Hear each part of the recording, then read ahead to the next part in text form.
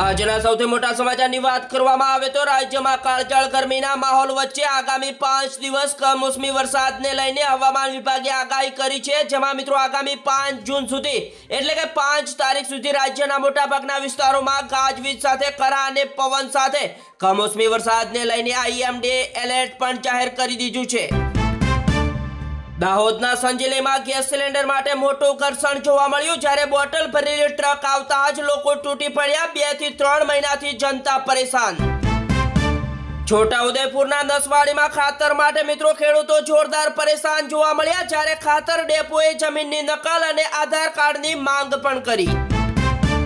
અમદાવાદમાં આઈપીએલ 2026 ફાઇનલની ટિકિટનું કાળાબજાર કરતા 5 ગઠિયા ઝડપાયા, જ્યારે 3 ગણા ભાવે ટિકિટ વેચવાનો પ્લાન હતો। ત્યારબાદ મિત્રો ભુજના રાયધર ગામ ઉપર ધોકા પાઇપો વડે ટોળાનો હિંસક હુમલો જોવા મળ્યો, જ્યારે પોલીસ વાહનો ઉપર કર્યો પથ્થરમારો। 20 થી વધુ અટકાયત કરવામાં આવી।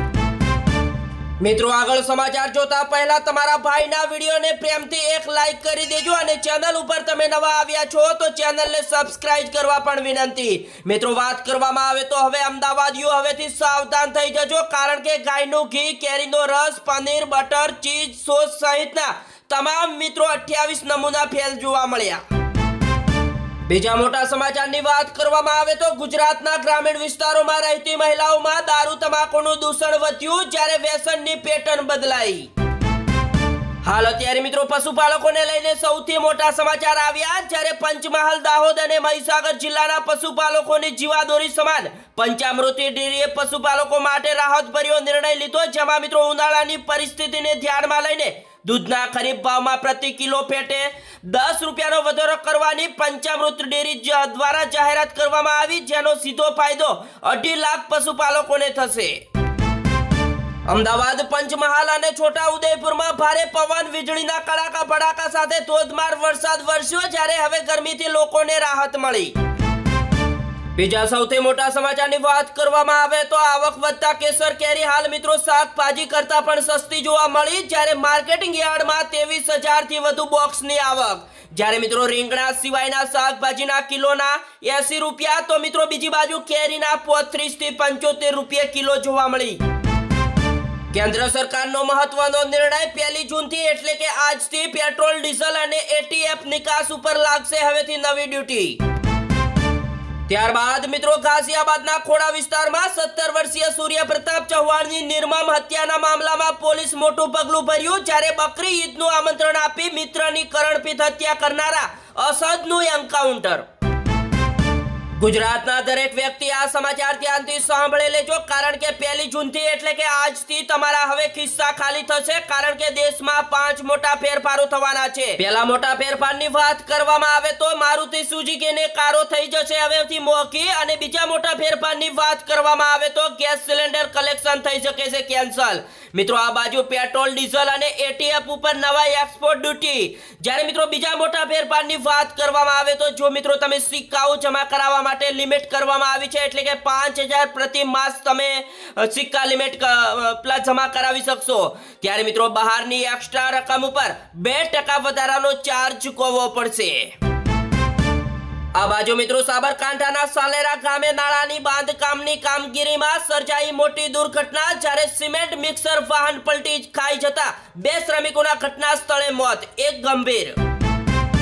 ત્યારબાદ મિત્રો રાજસ્થાનમાં રેતીનું તોફાન જોવા મળ્યું, જ્યારે દિલ્હીમાં આંધી અને દેશમાં વરસાદે 21 લોકોના ભોગ લીધો, જ્યારે ઉત્તર પ્રદેશ, બિહારમાં વીજળી ઠપ અને મિત્રો ઉત્તર ભારતમાં અનેક ટ્રેનો રદ।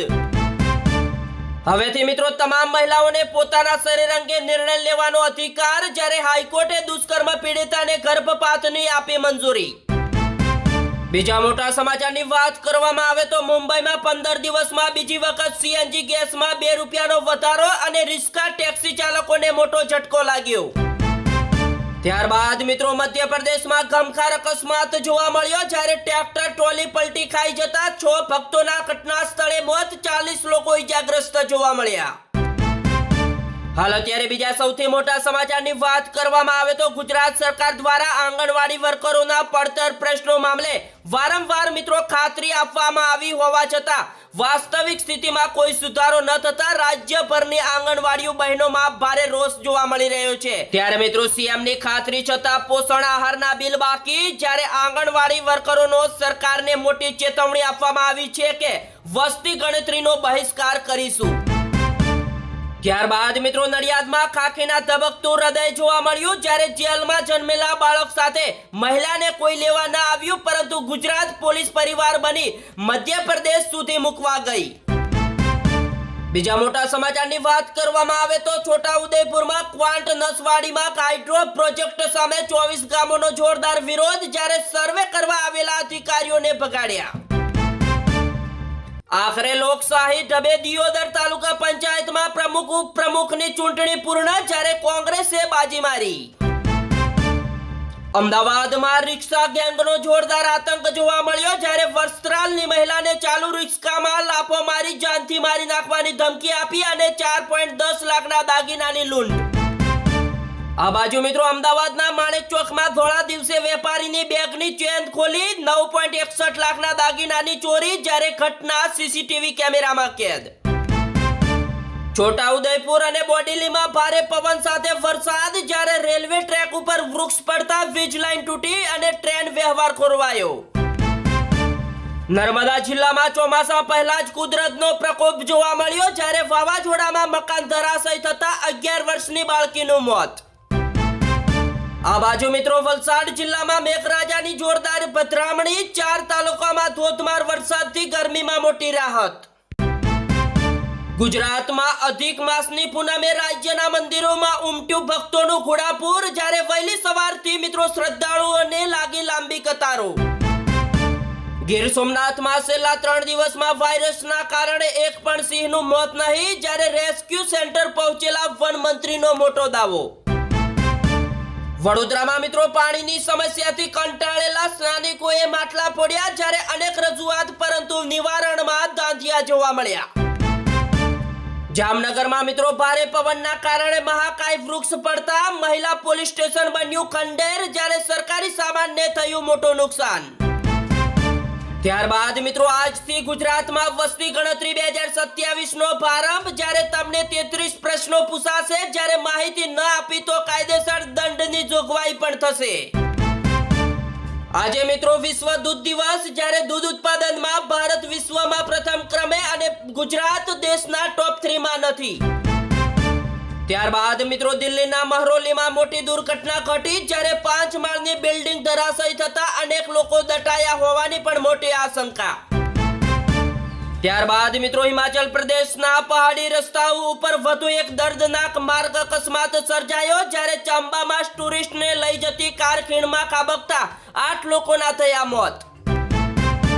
બીજા મોટા સમાચારની વાત કરવામાં આવે તો ભારતમાં કચરાના લીધે 2047 સુધીમાં 119.5 મેટ્રિક ટન કાર્બન ડાયોક્સાઇડ ઠલવાશે, જ્યારે કચરાનું 100% કલેક્શન અને પ્રોસેસિંગ કરાય તો મિત્રો સરકારને $62 અજબ ની કમાણી થઈ શકે।